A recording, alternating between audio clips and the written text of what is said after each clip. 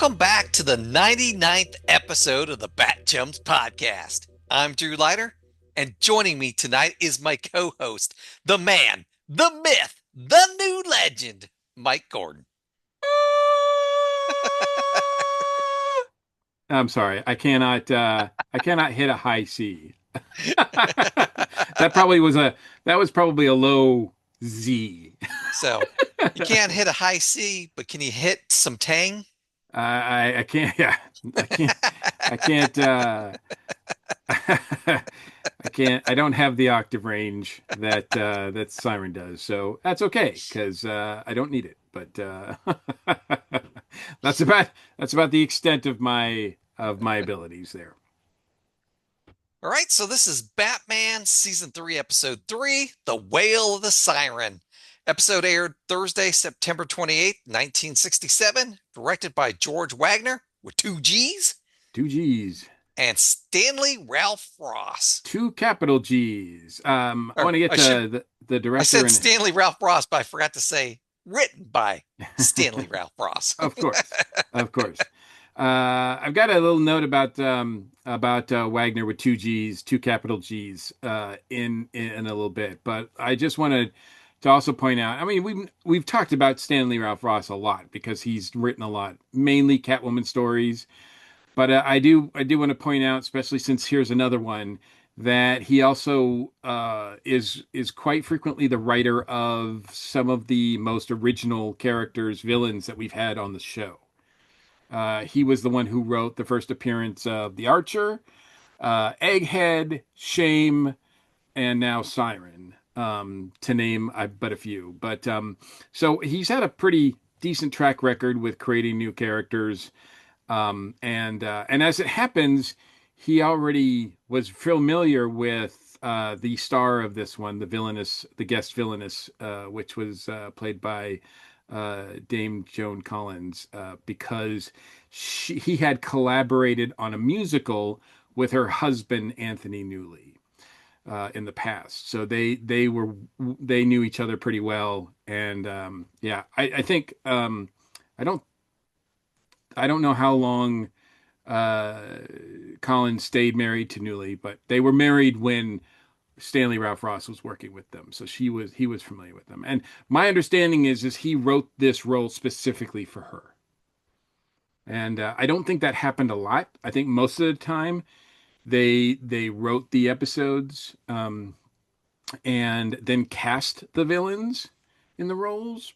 But in some cases, as we've seen before, they did write specifically for certain actors and actresses, and this is one of those. Now, the only thing I have, and I really appreciate Stanley Ralph Ross's input here because I think his episodes are really good, especially those Catwoman episodes. But I will say that since he is really good at creating new characters to an extent. I mean, we'll give him a pass on the Archer, right? Yeah.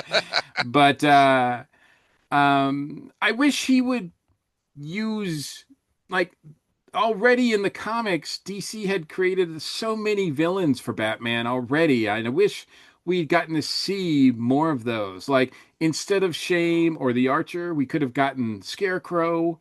Instead, we could have gotten some other characters. I mean, I know that there was problems with putting Two-Face on the screen, but you and I could probably sit here and list like 24 villains that they could have used instead of having to create some. And I'm not saying that all the ones they created were bad, and I'm not even saying that the Siren is bad, but I just wish that Stanley Ralph Ross had gone to the source material like Lorenzo Semple Jr. did and pulled out like more actual Bat villains from the comics. You're just bummed you didn't get Condiment King. uh, I don't believe the Condiment King was created before the 60s. But I mean, what else are you going to put on your Bat Burger, Drew? You need Condiment King when you're having a Bat Burger.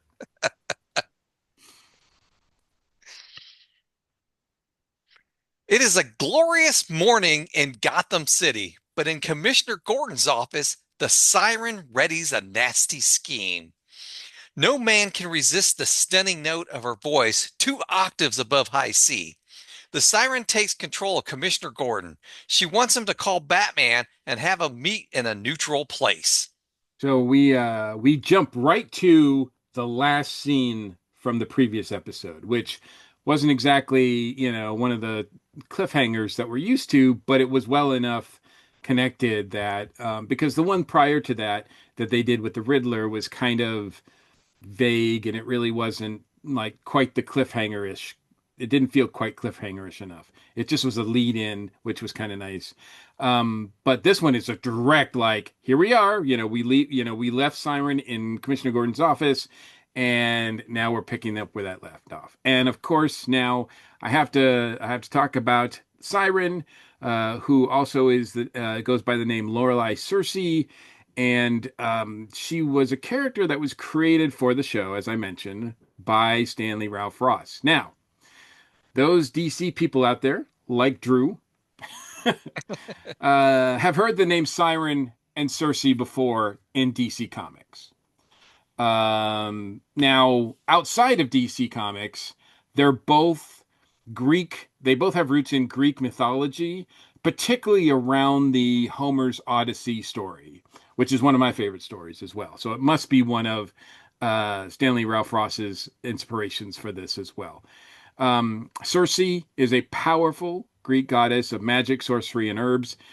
She is an enchantress residing on an island that brings that Odysseus and his crew come upon, and she turns them into swine, literally into pigs and other animals, and sort of has him under Odysseus or Ulysses under her spell for almost a year. So she has her way with him. And the sirens are also featured in that same story. They are mythical hybrid creatures, half woman, half bird, I think is what the original Greek is. Some of them, sometimes they're depicted as mermaids. And they use music to lure sailors to destruction caused by rocky terrain and that kind of thing. They just like messing with sailors. And so you got both of those combined here with in a character named Lorelei Cersei, aka Siren, the Siren. Now in DC Comics, there was a Siren who was the enemy of Aquaman, and there was also one. I don't think they're the same one, but there was a Siren who was an enemy of the Teen Titans as well. Um, the one that was an enemy of Aquaman, I believe, was the sister to Aquaman's wife Mira, and so they had some issues because I think she tried to assassinate him a few times. The other siren was a mermaid who became an eco terrorist, and that made her an enemy to the Titans, the Teen Titans. And I believe she had some sort of relationship with Vandal Savage as well. The original siren was created by Nick Cardy, the one that was a sister to Aquaman's wife. And she first appeared in Aquaman number 22 from 1965. So that siren is in DC Comics. I don't know if Stanley Ralph Ross ever looked at a DC comic, read a DC comic to save his life though, because it doesn't seem like this he's pulling from that siren. Now Cersei is also a DC villain, and you're probably familiar with her, Drew, right? Oh, yes. Yeah, because she was a sorceress of incredible power, half god, sort of of Greek god of the pantheon with Zeus and everything, and she was an antagonist of Wonder Woman. Now, she had first appeared in Wonder Woman 17 in June 1988 by George Perez when he did his amazing Wonder Woman run that really was steeped in Greek and Roman mythology. So he picked up Cersei as a main antagonist for Wonder Woman, and she's been that way ever since. But obviously that was created way after this show, so that's not an inspiration there. I get the feeling I think that Ralph Ross is just sort of pulling things from Greek mythology and mixing them together in a blender and coming up with this character. Now, What's interesting is that this character uh, is the first villain I think we've met, Drew, that actually has a superpower of some kind. She could be considered a metahuman. Yeah. I don't think we've seen that before in any all the other villains that they've faced don't have any particular. They might have some skill, but they don't have a superpower. And she obviously has a superpower because she has a range of 7 octaves and 2 octaves above high C, as you well said. So that's kind of interesting. She's played by Dame Joan Collins, who was born in 1933, who's still very much alive. In fact, she's done a couple of conventions appearances already, celebrating the anniversary of the Batman 60 series. She has 135 acting credits so far, starting in 1951. And I think at this point she was mainly known for doing roles, having various roles in British film. She appeared in a lot of like horror type movies, Hammer movies, that kind of thing. And in this country, she was probably most known for, at this point, before doing this, for being in an episode of Star Trek, a very classic episode of Star Trek, City on the Edge of Forever, playing Edith Keeler, very different character from Hmm. Siren. One of the is it's widely regarded as one of the best episodes of all time. And one of my favorites. Well, that's the most important thing. But Joan Collins also appeared in Space 1999, an episode of that. But really, most people know her from 1981 to 1991. For a decade, she was Alexis Carrington slash all the other last names, surnames she had over the years. But playing Alexis on the main bad girl on Dynasty, and that really cemented her as and her legacy as an actress. She's known for a lot of other parts. I think most recently she did some episodes of American Horror Story, and of course her younger sister is author Jackie Collins, a New York Times best-selling author as well. So there's a lot of talent there. Um, so yeah, she now yeah, so you must have been familiar with Joan Collins before seeing this. Yes. Yeah, absolutely. And do you remember this particular episode, this particular character? No. Okay. Okay. So she made more of an impression on you on Star Trek than she did on Batman. Well, If you'd ever seen this, I don't know if you'd ever seen this. I mean, certainly, she may not be Edith Keeler here, but man, she's a I'm, stunner. you know what? I'm pretty sure I've probably seen this episode. And when we get to that part, I'll tell you why.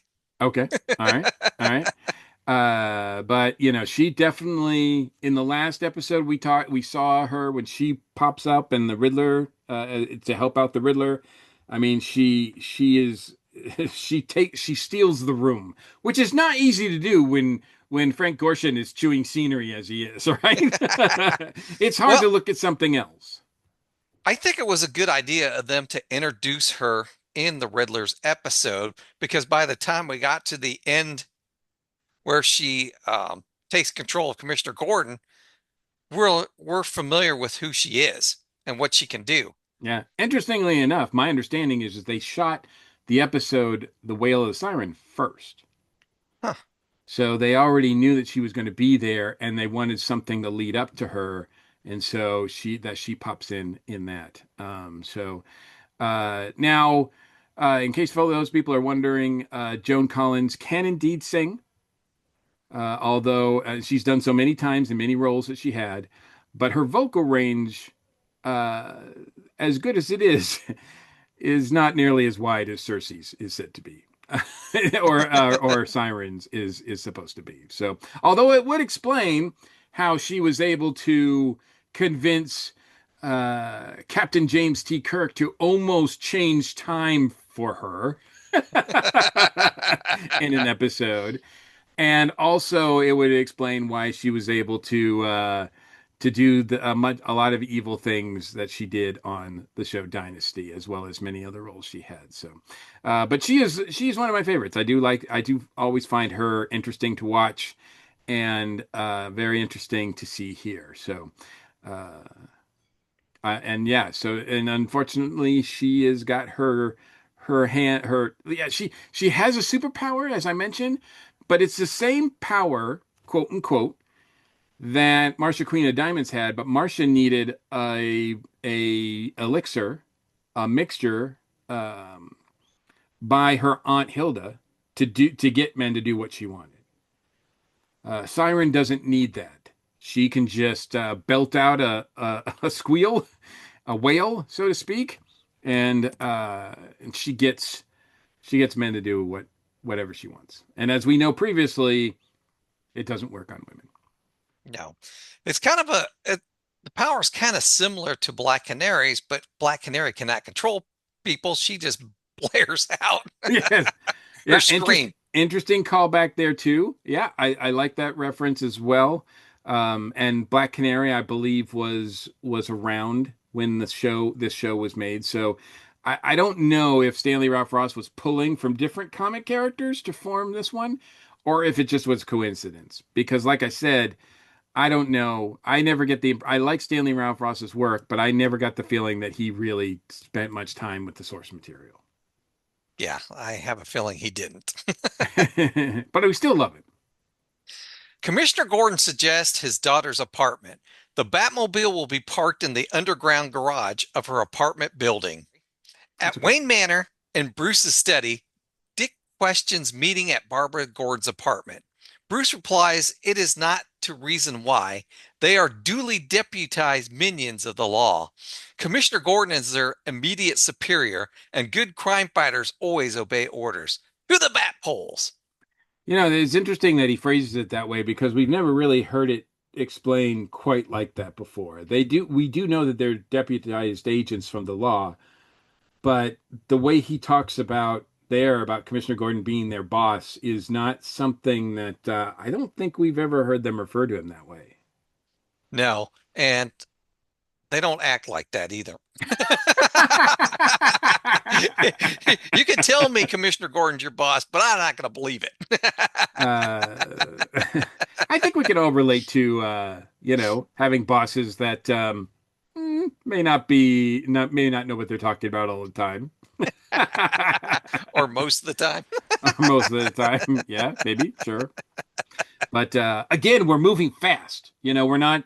We're getting conversations like that are like just about the end of their conversation because we don't see the phone ring. We don't see Alfred pick up the phone. We don't see Bruce and Dick have to make an excuse to go answer the phone. All we see is that like them hang up the phone and go, "That's weird." Like this show has to move now on this new schedule that it's on, and it's weird. It's kind of jarring, but it's also kind of cool because it just it doesn't give you a chance to catch your breath. At Barbara Gordon's apartment, Batman, Robin, Chief O'Hara, and Barbara wonder where Commissioner Gordon is. He never missed an appointment with the Cape Crusaders. Yeah, Barbara's apartment here looks different. It looks smaller. Now, I don't think, even though she had reason to move after what happened with Penguin and everything next door, but then again, to move would mean to move her Batgirl cave or whatever you want to call it, her, and so that would be kind of difficult. So I don't think she moved, but yeah, her apartment, did it look different to you? I didn't notice. Gotcha. It looked a Too little busy different and taking small. notes. Well, one of the notes I took, Drew, was that it looked different. In the underground garage of Barbara Gordon's apartment building, Siren and Commissioner Gordon spot the Batmobile. Commissioner Gordon's primary objective is to discover the location of the Batcave, as well as the true identities of Batman and Robin. With that knowledge as a weapon, plus the fortune she plans to get from millionaire Bruce Wayne, Siren's plan will be complete. Now, Siren is dressed differently here than she is in the entire rest of the time we've seen her. And that there is an aspect of that. I do believe that this script was cut. There was in the draft of the ship this script where Barbara Gordon and her father were attending a concert of the singer, and she was dressed like she is here, and so this is how she dresses in her, in her sort of as Lorelei Cersei, the singer, and then when she's with got her hair up, with the what's the joke? Time to put my hair up. Like when she's ready to do business, she puts her hair up and becomes Siren, I think. So I think that's why that's there. But yeah. Back in Barbara Gordon's apartment, Batman states the first order of business is to find Commissioner Gordon. Batman and Robin decide that perhaps the Bat computer could be of some assistance. I don't know if that really holds up, but I guess it's a reason to get them out of the apartment and move on. A short time later, in Siren's hideout in a subterranean grotto, she plays a harp while her henchmen, Adante and Allegro, watch. Okay, I got to put a pin on something for a minute because, yeah, we've been moving so fast that I did find it fun when they were at Barbara's apartment.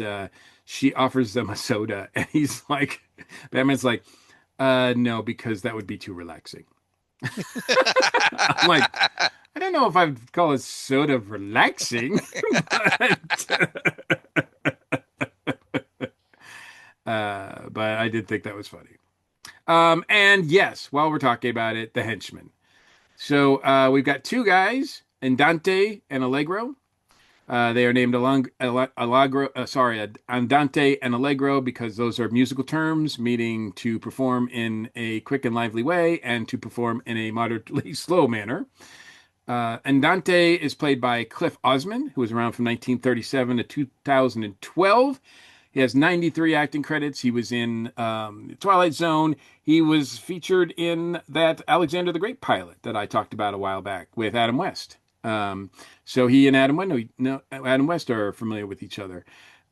He was in Land of the Giants, a couple episodes of that, 6 episodes of Gunsmoke. He was in an episode of $6 Million Man.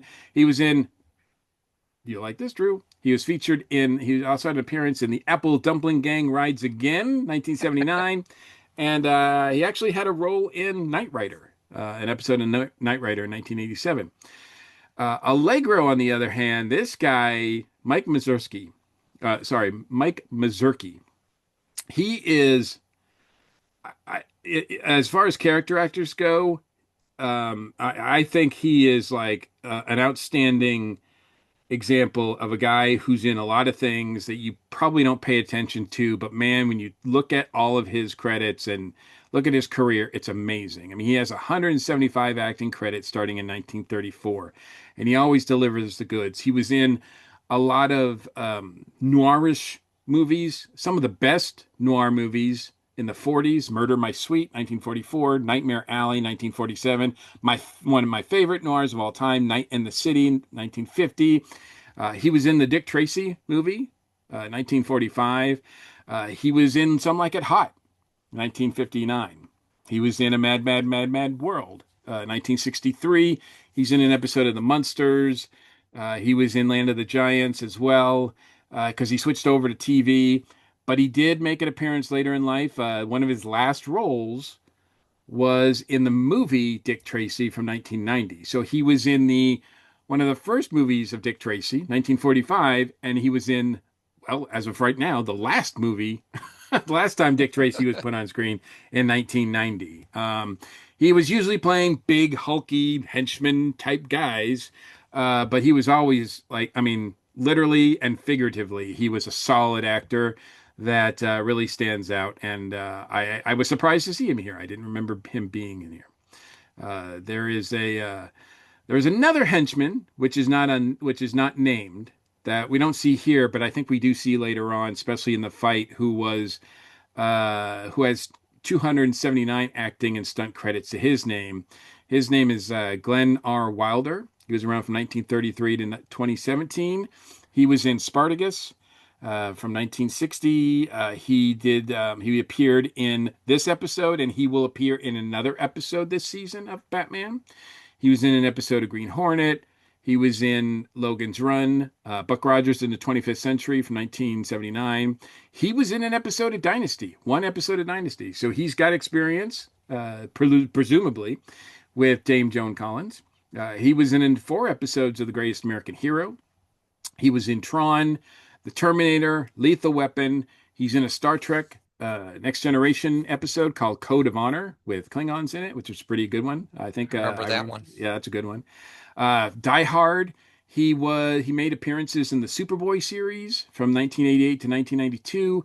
He had a role in Star Trek V, The Final Frontier. He was in Terminator 2, Last Action Hero, True Lies. He worked with Schwarzenegger a lot, apparently. He was in 6 episodes of Sequest, 2032. And he was in The Flintstones in Viva Las Vegas from 2000. That movie's notable because it also starred, guess who? Dame Joan Collins. She was in that episode as well. So we won't see Glenn as the unnamed henchman till much later. I think till the fight scene. But I wanted to bring him up now because I was talking about her henchman. So and I love the relationship she has with the henchman, where she starts singing and they put the earphones on, and then she stops and she giggles, and then she starts again and they put the headphones on. It's a lot of back and forth, and this scene is pretty fun.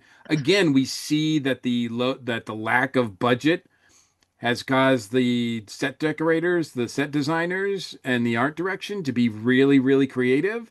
In this one, of course, we have all black. The background is all black, but we've got some really cool things hanging from the ceiling and some grotto-esque things, and we see Cersei by the harp, and that looks really picturesque as well. Siren sings, Batman and Robin, you're finished, I say. For hidden inside of your car, Commissioner Gordon is lurking, and soon he'll tell me whoever you are. Yeah, it's a pretty good plan. I mean, her plan to find out who Batman is and to steal all of Bruce Wayne's millions are separately pretty well thought out. And she comes pretty close. Well, she comes very close to doing both of them, not knowing that they're the same guy. We don't know why she's upset with Batman, but it seems like she only wants to do that to get him out of the way so she can be, what does she say? Evil. She wants to be evil. Siren erupts into her sonic scream. Her henchmen quickly cover their ears with earmuffs. Siren is pleased by her musical interlude, but her henchmen state that she hired them to be criminals, not critics. All they have been doing is losing a week of time. They want to know what her plan is. The first step of Siren's plan has already been completed. Evil is what makes the world go round, and Siren wants to be evil. She wants to Cat be evil as Alexis Carrington on Dynasty. Catwoman and Black Widow went up the river because of Batman, but those amateurs neglected on one thing, exposing Batman's identity. Once Batman's identity is revealed, his efficiency will be dissipated, leaving Siren a clear path to ravage and pillage Gotham City like it's never been ravaged and pillaged before, making Siren the wickedest world or making Siren the wickedest woman in Gotham City and thus the world. Yeah, she's pretty good. The her henchmen are kind of looking at each other like, okay. But she's got a plan and she's going to stick to it, and it's a pretty good one. And yeah, she name drops. Well, I think the henchmen bring it up, right? Like, oh, but what about Catwoman and what about Black Widow? And she's like, Pleh. Um, and she's got a plan and she looks good doing it. Back at Barbara's apartment, Chief O'Hara doesn't believe Commissioner Gordon is going to show up. He's going to head back to the office. If he hears from Commissioner Gordon, he will call. Barbara tells him to do Barbara tells him to do that.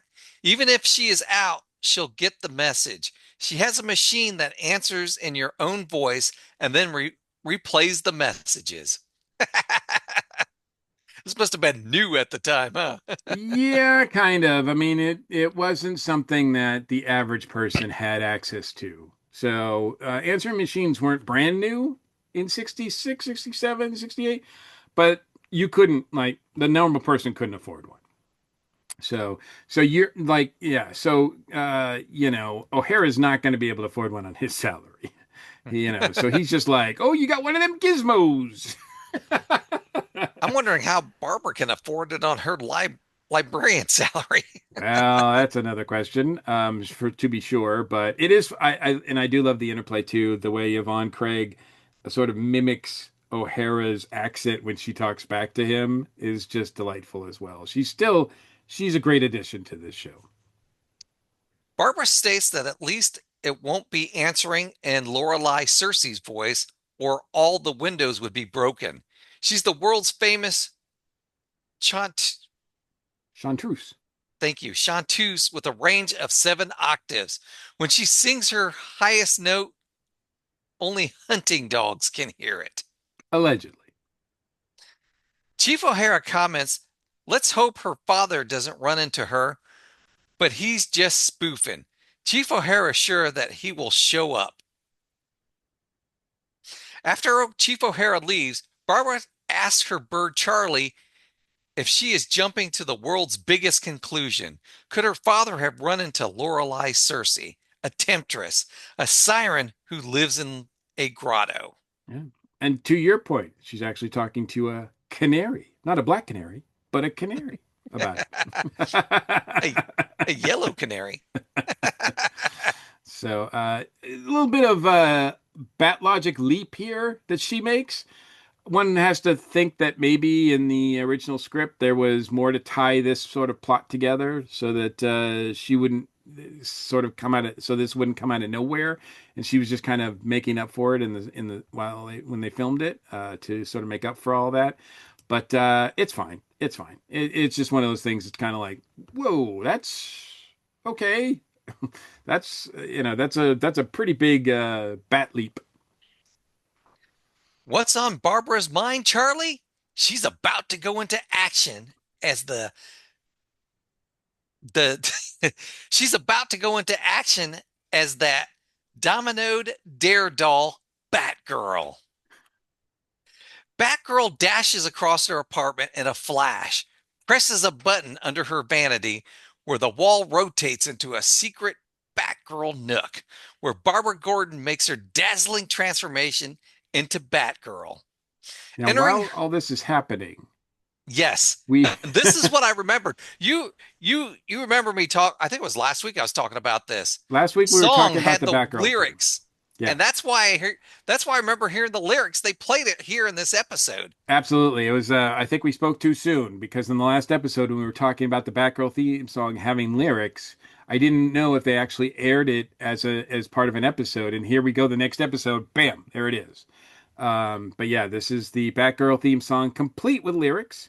The theme song is by Billy May, who's now doing the music cues for the show. And let me just take a moment now to mention Billy May, who was a really accomplished arranger, conductor, songwriter, trumpeter, musician as a whole. He was around from 1916 to 2004. He worked with Glenn Miller and the Glenn Miller Band as an arranger and contributing songs to like popular arrangements for Serenade in Blue, Take the A Train. Then later on, he works with Frank Sinatra, who he works on the like songs like "Come Fly with Me," "Come Dance with Me," "Come Swing with Me," those albums, and has a distinguished career doing that. He works on Looney Tunes, Bugs Bunny and the Tortoise, some of the Bugs Bunny and Tortoise cartoons in particular. He did the soundtrack and the theme song to The Green Hornet, and also did the soundtrack and theme song to the pilot Dick Tracy that William Dozier made as well during this time.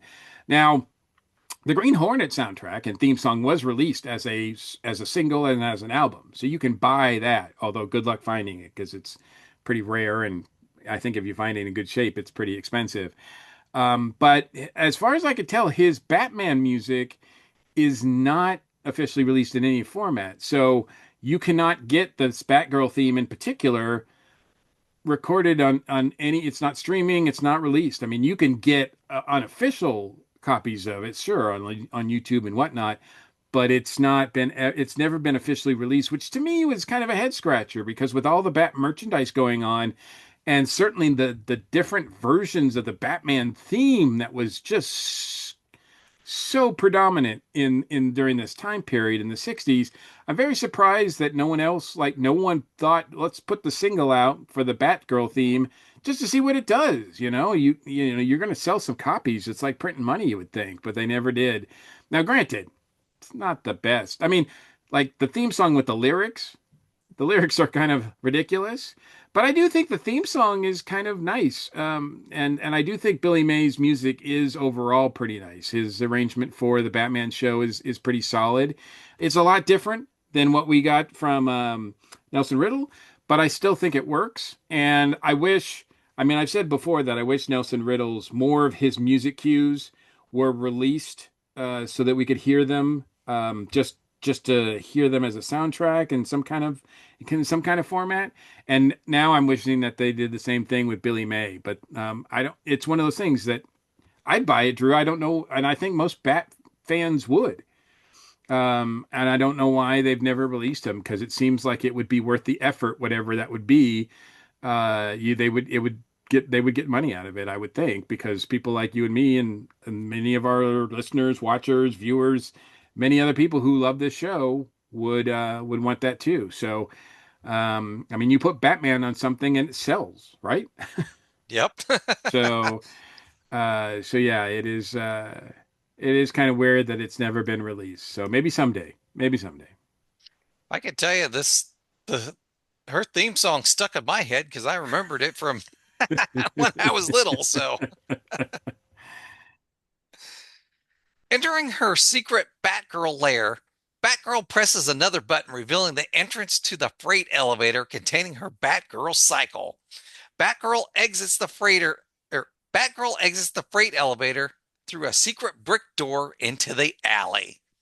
And her Now, I Batgirl music is playing in the background. Now, I think you'll notice because we've seen this enough times now that they're doing the same thing that they do with the Batmobile when it leaves the Batcave, that they're just using the same footage over and over and over again. So they're not Yeah. really differentiating, which is fine.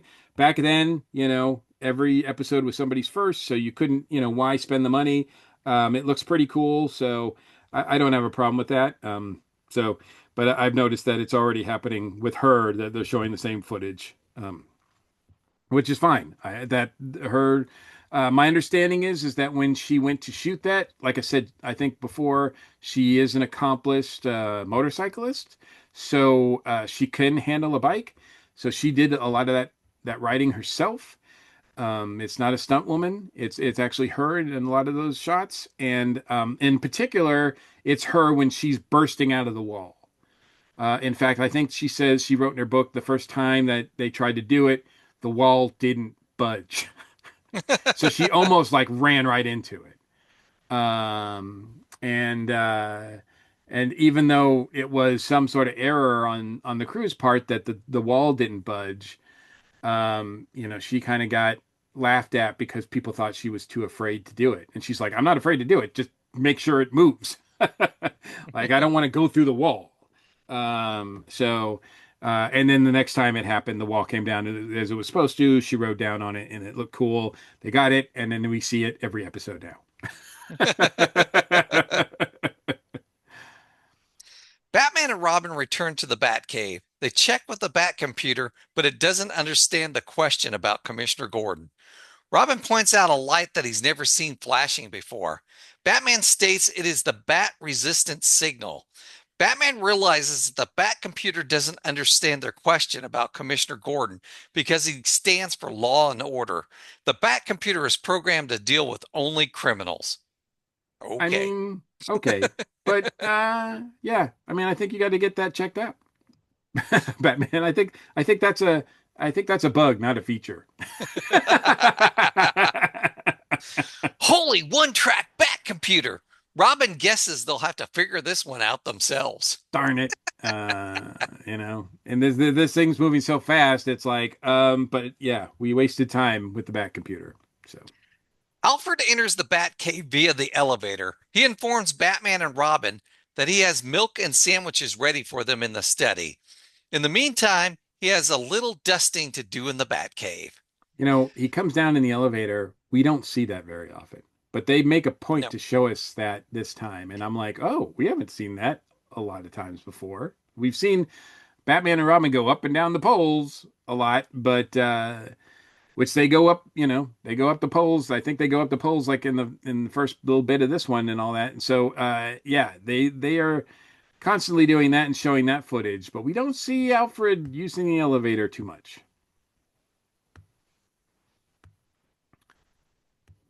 Batman and Robin go up the bat poles while Alfred begins to dust. Commissioner Gordon exits the trunk of the Batmobile. He recognizes Alfred as Bruce Wayne's butler and the same nameless voice that often answers the bat phone. So Commissioner apparently when Commissioner Gordon is under Cersei's spell, he's a better detective than when he's not. He's heard Alfred speak hundreds of times. And he's never made the connection before. Now, granted, he's seeing Alfred in the Batcave, so that's a big big clue saying, okay, well they're connected now. But still, he does seem like, and he's like, therefore, Bruce Wayne must be Batman, and I'm like, wow. I mean, I think Cersei made you smarter. Commissioner Gordon realizes that Bruce Wayne is Batman and Dick Grayson is Robin, the boy wonder. He must convey this information to Siren at once. Commissioner Gordon picks up the black phone and starts to dial it. Alfred sprays Commissioner Gordon with bat sleep before he can finish the call. Nice use of bat sleep. We've only seen bat sleep used to bring people to and from the Batcave, which Commissioner Gordon knows all too well because he has been. This is the second time he's been in the Batcave, but the first time he got knocked out, he had no idea where he was, and he didn't see Alfred um, by using bat sleep. And so here he's exiting using bat sleep once again, but in a different way. But I like the fact that Alfred didn't have to gas. Well, now Alfred's gassing people. Not only is Alfred not getting gassed, he's gassing people. Look, if anybody has grown as a character through this whole run of this whole series, it's been Alfred. Up in Bruce's study, the dynamic duo are unable to reach Commissioner Gordon via the hotline phone. Bruce thinks they should survey the area where Commissioner Gordon was last seen. They may find a clue. Alfred appears, stating that there is no need to look any further. He found Commissioner Gordon in the Batcave. He stepped out of the rear of the Batmobile. He is now languishing in the arms of Morpheus. Alfred reveals that Commissioner Gordon has learned their true identities. So, so again, props to Alfred. I mean, he must have picked up Gordon and carried him to the elevator, and taken the elevator up, and then carried him to the study in the manor. So Alfred is like, he's been working out. And yes, he mentions that Commissioner Gordon is safely in the arms of Morpheus. And I would not be a DC guy if I did not point out that Morpheus, aka the Sandman, is a DC character that would come to prominence much, much, much later than this show. In the late '80s, I believe, is when that run started. So, and I obviously, it's just one of those coincidences. Again, Stanley Ralph Ross is pulling comic knowledge that he can't possibly have as inspiration, which is kind of fun. But again, he's also using Greek mythology terms because Morpheus is the son of Hypnos, who is the Greek god of sleep. So he might not know comics, but Stanley Ralph Ross knows his mythology, his Greek mythology. Shout out to my other show. We are reviewing Sandman season 2 right now. Oh wow, wow! I still So, haven't seen season two. I need to watch it, but it's on my list. But I just haven't got a chance to watch it yet. So I'm in the middle of reviewing it right now. Nice. So yeah, plug away. Back at Siren's hideout, Batgirl overhears Siren's plan to relieve millionaire Bruce Wayne of his millions. At Wayne Manor, Alfred informs Bruce that he gave Commissioner Gordon 12 hours worth of bat sleep. When he wakes up, Commissioner Gordon plans to tell someone named Siren their secret identities. Bruce Wayne receives a call from the Siren. She entrances Bruce and tells him to meet her in his private office at the Wayne Foundation meeting in a half hour. She uh she apparently just called directory assistants and asked for the number for stately Wayne Manor, which I find hilarious. Can I'm sorry, information. Can you give me the number for stately Wayne Manor, home of billionaire Bruce Wayne, billionaire playboy Bruce Wayne? Thank you. Click. Because that's how he's listed in the phone book. One thing I meant to point out earlier is so far this season, the only part of the mansion we've seen is Bruce's study. Yeah, you're right. They've well, that's not yeah, that is true. That is true. You're right. Absolutely right. Um they've cut a lot of corners. And they haven't, we've seen Aunt Harriet once, but it was outside the manor. Yep. And so they're not even referencing her being in the manor and trying to avoid her. We've skipped that altogether. So, and yeah, you're right. We haven't been in any other part of the manor. So, yeah, they're really cutting costs, Drew. Dick asks Bruce where he is going. Bruce states it is not Dick's concern. He has a personal matter to attend to. And we never see those two apart, hardly ever. That's true. That is true. It is awkward and weird. And Dick mentions it. He's like, I've never seen Bruce do that before.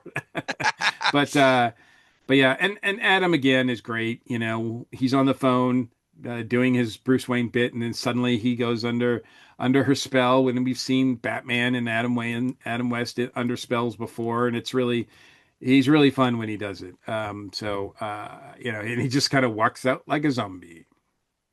Dick turns to Alfred, claiming something is very wrong. Bruce has never acted like this before. It happened right after that phone call. Suddenly, the hotline phone rings. It is Batgirl. She must speak to Batman at once. Robin informs her that Batman is unavailable. What's really cool, there's that little moment, and I got to give them credit because as fast as they have to move, they still give us little moments like this. The bat phone rings, and Dick looks at Alfred like, "What do I do?" And Alfred looks back at him and says, "Well, you'll never know if you don't answer it." and so Dick answers it. Have we seen Dick answer the bat phone before? I think so. It's pretty rare though, right? Yeah, I remember him being in the Bat Cave when Bruce wasn't there or Batman wasn't there and Certainly. talking to Commissioner Gordon. And to that point, we've seen Robin on the bat phone before, but I don't think we've seen Dick Grayson on the bat phone before. No, not Dick Grayson. So that's why it felt really fresh and interesting and new and bizarre to see him pick up the phone. But yeah, he's just now he can drive and he can pick up the bat phone. Drew, our little boy Wonder's becoming a man right before our very eyes. Batgirl explains that by some sort of sonic spell, the Siren intends to force Bruce Wayne to give up his fortune to her. She believes that Commissioner Gordon may be under the same spell. Robin agrees to meet Batgirl at the Wayne Foundation building as soon as possible. Later, in Bruce Wayne's private office in the Wayne Foundation building, Bruce Wayne gives Siren the Wayne family jewels and all his ready cash. All right, man, boy, you jumped a lot on that. But I will say that so we have to point out that we have never seen Bruce Wayne's office at Wayne Foundation before. Nope, this is the first Ever. time. So we might not be seeing more of the mansion, but we are seeing more of Bruce Wayne's living space or working space. We've never seen his office at Wayne Foundation before. So that's pretty cool. And apparently his safe is behind a picture of a safe, which I guess why hide it? And apparently Siren's seeing his family jewels. Well, I mean, that's his mama's stuff, right? Like we have to think that's his mom's stuff, Yeah, and that's not cool. it would. You're touching like you're this whole thing is really it's underlyingly creepy how easy she is like she manipulates him into getting the Wayne fortune, which I think if it was somebody else we wouldn't think twice about it, but because it's Bruce Wayne and because it just seems like he's powerless to stop her and putting in the jewels is a really nice touch because for those of us who know Batman, we know that that's representing his mom, and that's like, of course, the foundation and all his millions are the family thing too. But man, the jewels really hit it home. Like, man, she is taking stuff, and she does not appreciate the personal elements to this that like Bruce does, and he's just letting her have it, and it feels really weird and creepy and effective. Just think if they would have showed the pearl necklace. Yeah, I don't know if the pearl necklace had become a thing by 1967, 1968, but man, it would have been weird. Yeah. I must say, I think I was looking for a pearl necklace among those jewels, but it did get scattered across the alley, Drew. So I don't, you can't put all those pearls back together again. That's what Bruce has been trying to do his entire life. Siren states that Bruce still needs to sign over the property, stocks, and bonds of the Wayne fortune to her. Her henchman, Ad- Adante, has all the legal forms ready to sign. In the lobby of the Wayne Foundation building, Batgirl and Robin arrive. Holy standstills! Robin wishes the elevator would hurry up and get there. You know what, Robin? Maybe you should climb on the bat rope. Maybe you and Batgirl should climb up the building on the bat ropes. Although I can't imagine that being faster. But look, that frame when we cut down to the lobby and you see Robin and Batgirl together, man, that just looks cool, doesn't it? Like I love them working together. And this is the first time we've seen them in a two shot together. uh and it looks like and I throughout this I love the fact that I mean Batman himself doesn't do a lot in this episode. Bruce is mostly out of it, so it's up to Robin and Batgirl, and I think they work. This is a highlight because we are seeing Robin do things that seem kind of grown up a little bit and sometimes a little too grown up, as we'll get into. But yeah, I like that shot of them together. I just love it. There's just something about the two of them. I'm currently reading the new run of Nightwing and in DC Comics. I can't remember the name of the creative team. I wish I could, but uh, Dick is in Bloodhaven doing his thing, and he is living with or dating seriously. They're having in a serious relationship, Barbara, and it just that's that's Tom Taylor's run.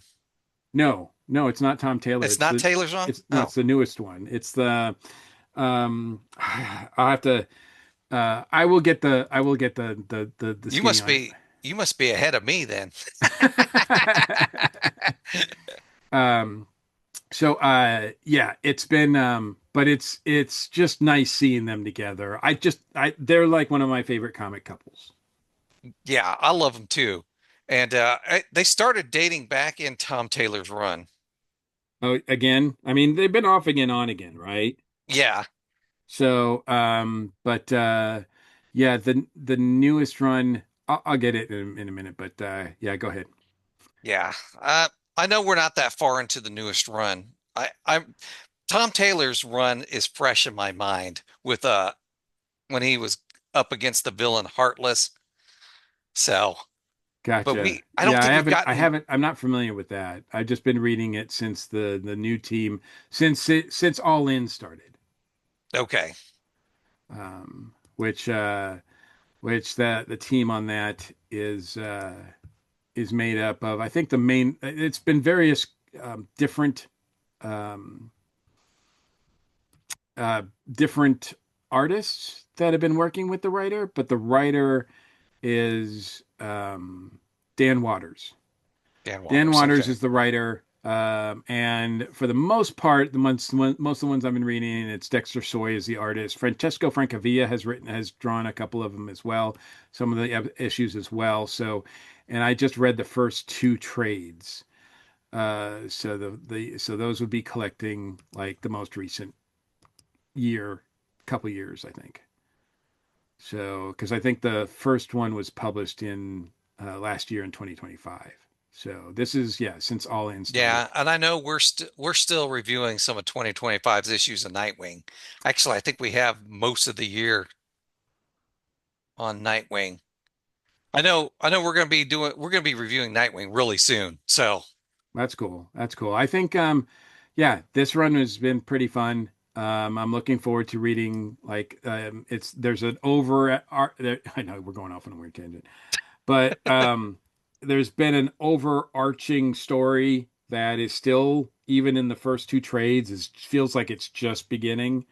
So I'm kind of curious as to how that's going to play out. But the reason that it got my attention twofold was that, and I'll just say this real quick, that I'm a big Nightwing fan. So but I haven't, to your point, Drew, I haven't read Nightwing in a long time. I kind of got off, I don't know, sometime about 10 years ago or so, and I just never knew when to jump back on. And then I saw a post by Gail Simone saying that the newest issue was amazing, and she was really, really floored by it. And Gail Simone is a writer and reader that I fan that if she says something, I pay attention. So if she says Nightwing is amazing, I'm like, oh. And she particularly mentioned that Don Waters was doing a great job. And so I was like, well, let me start with the first volume of his run. So that's what I started doing it. So, and so far I haven't been very disappointed. It's really good. It's I can't say that it's great, but it could be depending on where it leads up. But anyway, so I just brought up my master list. Looks like we're when we review Nightwing next, it'll be issue number 125 from April 16th, 2025. So we got issues 125 through 135. So like which came out in February. yeah, I think the one that she was talking about was 135. Now, Dan Waters' run starts at 119. Okay, so we've reviewed a little bit of it already So then. his the first volume covers 119 to 124. This isn't even our shout out. It covers 119 to 124, and then the second volume covers 125 to what is it here? Say here 129. So that's as Okay. far as I've read, because that's all that's available on the uh, the digital package that I have. So the last, like from 130 on, is not available for me yet. But as it comes out, I'll be curious to read it. So So, all right. I've got the more advanced package because no, you mean more expensive package. more expensive package because I think new issues come on there 1 month after or something like that. I don't know. I've got the one where they come on there sooner. So, But but yeah, anyway, my whole point is that it was nice to see Dick and Barbara together, and that relationship is still strong. That's the one I like, and I like seeing it here. sorry, folks, we got off on a major Yeah. tangent. Back in Bruce's office, or wait a minute, I think I read that already, didn't I? No, no. Back in Bruce Wayne's office, Siren has everything she needs except for Batman's secret identity. She calls Commissioner Gordon's office and gets Chief O'Hara.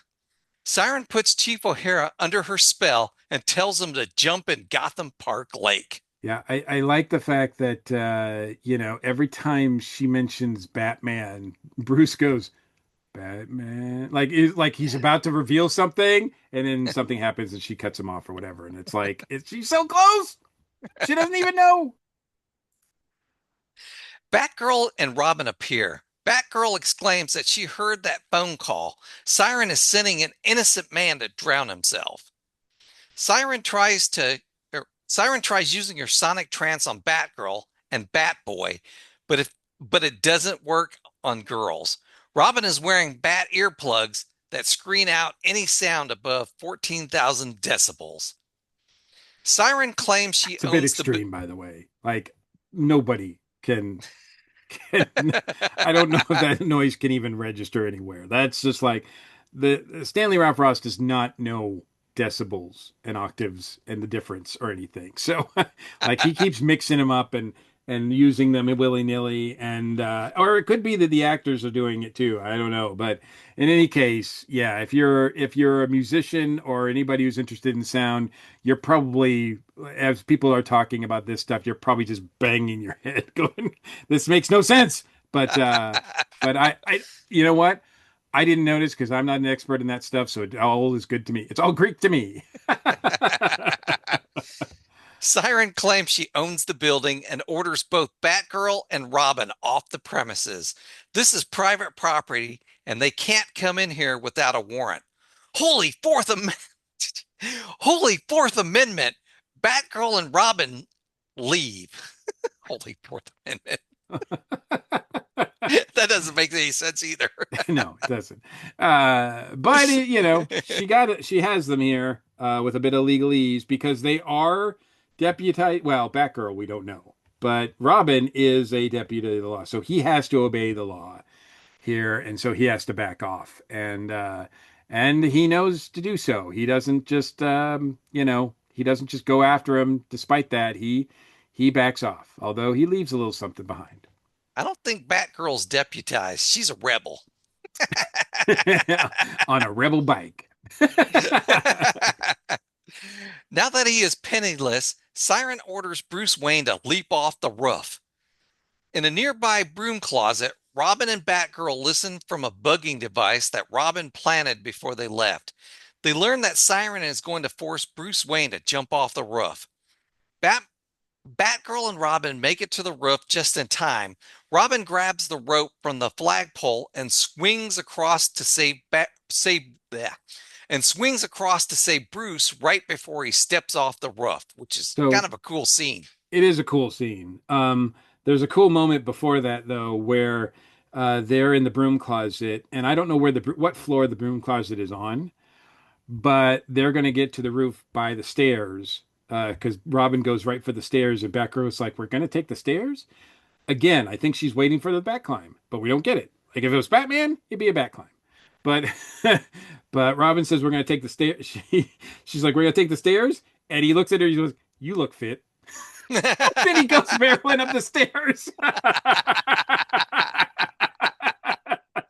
Oh, I mean, that's a great line, and that is like an awesome. I wish Robin got more moments like this because really, Robin looks like and then he gets up there, saves Bruce, and I mean, he's rocking it, and he and Batgirl are taking these guys out. They look great doing it. I love all of this. As a Robin fan, he's really like, I don't know if he's shined as much as he is like right now. I mean, he's shining so bright. Suddenly, two more henchmen appear on the roof and a fight ensues. Yeah. One of those is that one unnamed guy that I mentioned, Glenn R. Wilder, who's also a stuntman, which is probably why being used here. So it is interesting. I think we've noticed how when they have fight sequences, more henchmen seem to come out of nowhere in all these episodes. Batgirl and Robin work together, taking out the henchmen. Siren orders Bruce Wayne to help her. Yeah. Siren orders Bruce Wayne to help her henchmen. Bruce tries to punch Robin twice, but misses both times. Robin punches Bruce Wayne and he falls back against the wall, knocking Siren off the roof.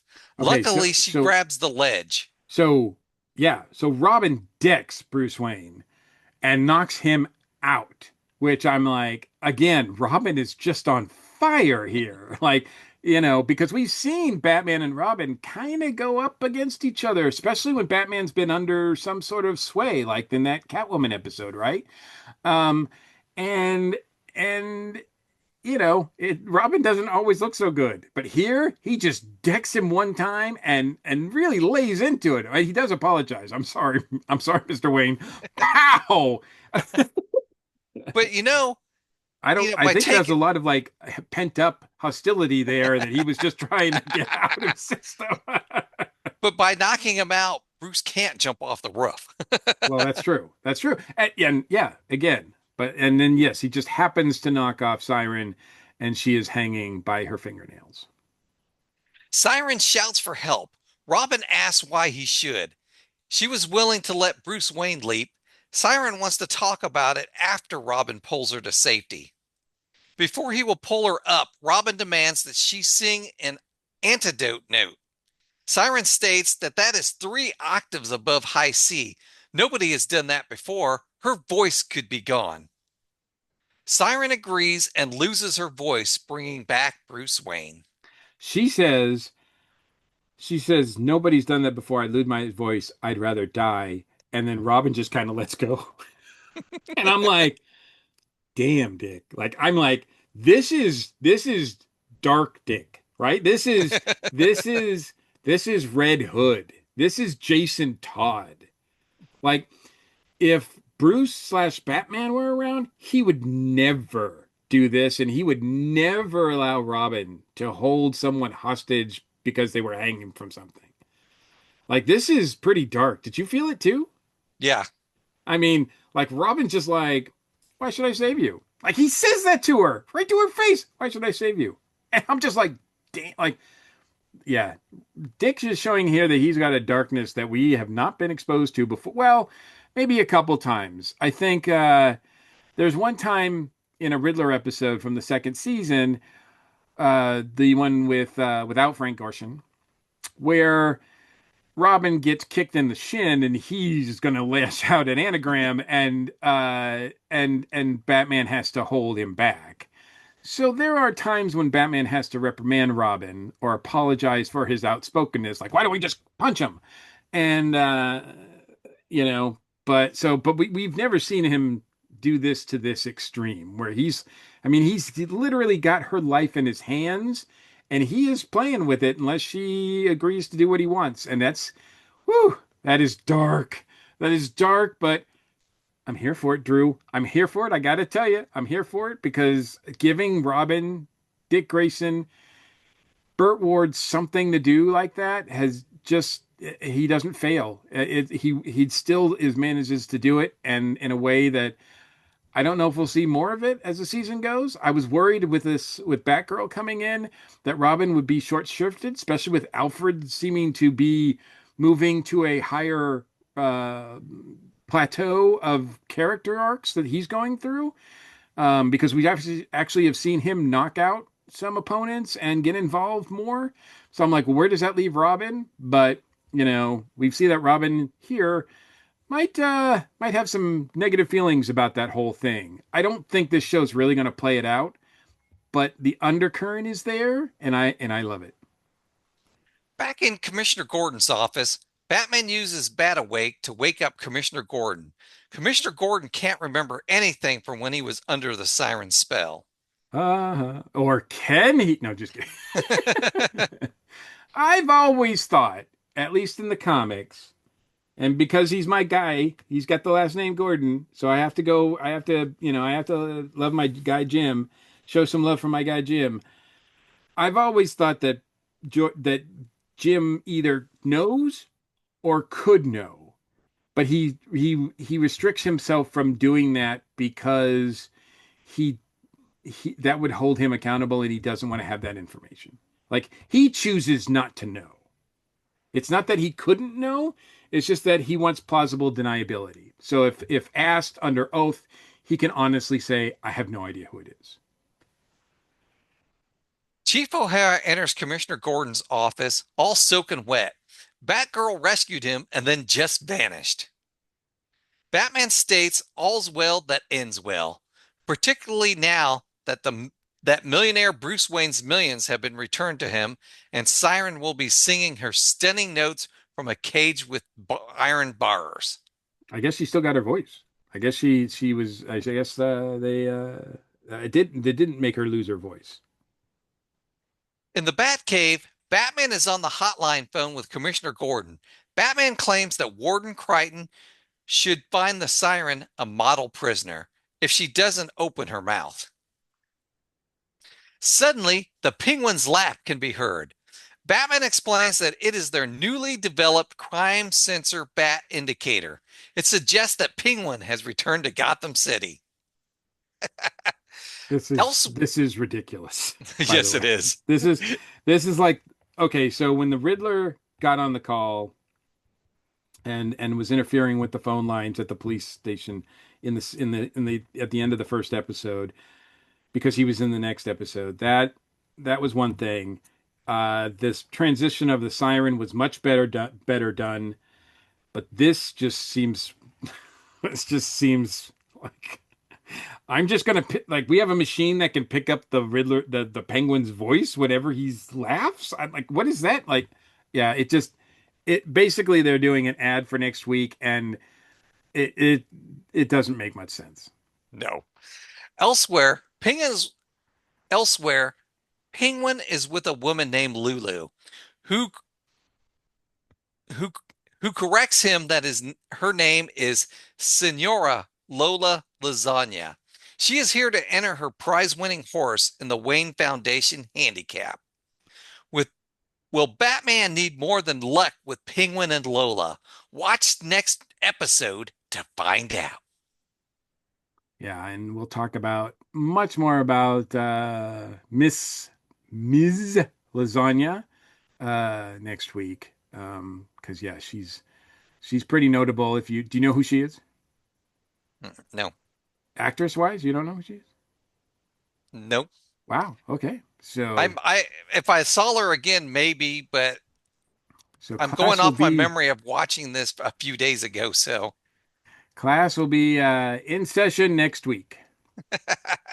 But this is a I like this episode. I like this episode a lot. I think Siren is well done character, even if she doesn't have anything to do with the comics. I think Stanley Ralph Ross does a good job with her. Does and Dame Joan Collins does her justice. She's really fun in the role. She's certainly engaging to look at, but she is also just really having a lot of fun, it looks like. Now, one thing I wanted to mention that she might have been having fun, but apparently on set, it was kind of high strung. According to Adam West's autobiography, Collins had a reputation for being difficult. And although he says in the book that she was very professional and cooperative during the taping of the episode, director George Wagner berated her mercilessly because of that reputation and reduced her to tears on at least one occasion. And so the rest of the crew, and West in particular, took it upon themselves to kind of talk to her and help her through that. I don't, yeah. So Wagner really kind of made things a lot difficult for her. So I don't know the full story. That's just what Adam West's account in his books, Back to the Batcave, which I think we've talked about before. But anyway, it wasn't great. But I thought she was great. I love the stuff with Batgirl and Robin. I love the dark turn for Robin as well, the seeds of it anyway. I don't know. Like I said, I doubt it'll be explored further, but we'll see because Stanley Ralph Ross does kind of like to let things go. Like he likes to build on things ever so subtly and ever so slightly. We do see Siren again. She makes a cameo like most of the other Batman 60s villains.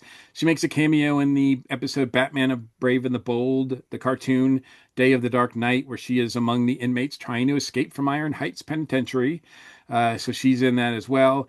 And she's also teams up with the minstrel. I believe I wasn't able to get clarification on this, and maybe somebody can help us, or maybe we'll find out later.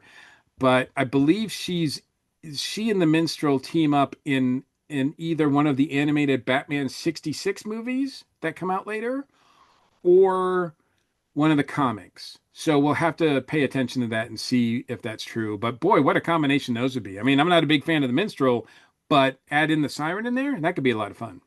Yeah. I But I really enjoyed this episode. and Who you said you wh- didn't remember it, right? You didn't. You had, I didn't remember the episode per se, but the song I definitely remember, the Batgirl song. gotcha. So if it's not in any of the other episodes, I definitely saw it in this one. But I mean, I don't remember the Siren as a villain, honestly. But I really did enjoy this episode. And whoever said that season three goes kind of downhill, we haven't seen it yet. I don't think we've seen it yet. It's different. There's a lot of different things happening. They're getting used to the format, and so yes, some of the things that they were doing in the first and second season, they've kind of skipped, and they're not doing that, and they're doing some different things. So we'll just have to see how it plays out through the rest of the course of this season. But you're right. So far, I mean, we got Frank Gorshin back. We had a great debut of Batgirl, and now we've got this great new villain, Siren, who I think that if the show was to continue, I definitely would have liked to seen her again. Yeah, me too. All right. Well, that wraps up another episode. Do you have a shout out, Mike? I do. For those people who want to find out more, if they haven't if they don't know about her, or even just if they do know about her and don't know about this documentary, there is a documentary that came out a few years ago on Dame. Sorry, I just blanked on her name. Dame Joan Collins. I almost said Judy, which is weird. Dame Joan Collins, and I believe this was made with her cooperation.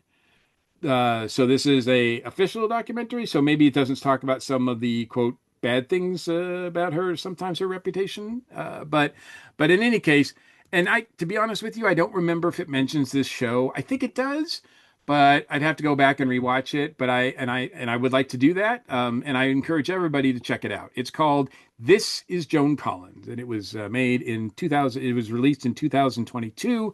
It's basically a long interview with Dame Joan Collins about a lot of her career. So I found it really interesting when I watched it, and like I said, if you are a fan of Joan Collins or you just want to find out more about her, I would seek it out as well. All right. And for my shout out, I'm going to shout out about Batgirl Year One because I read it and it was really good. Yeah, I'm glad you liked it. Yeah, I liked it a lot.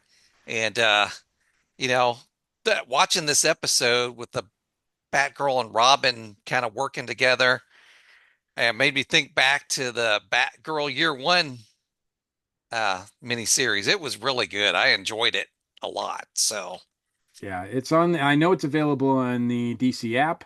So if you're, and that's even if you're not in the most expensive package membership, because I do believe I can reread it as well, and it's on my queue to reread as well. Now that I finished up, now that I'm caught up as much as I can with Nightwing, I might do that. yeah, and I'm gonna have to.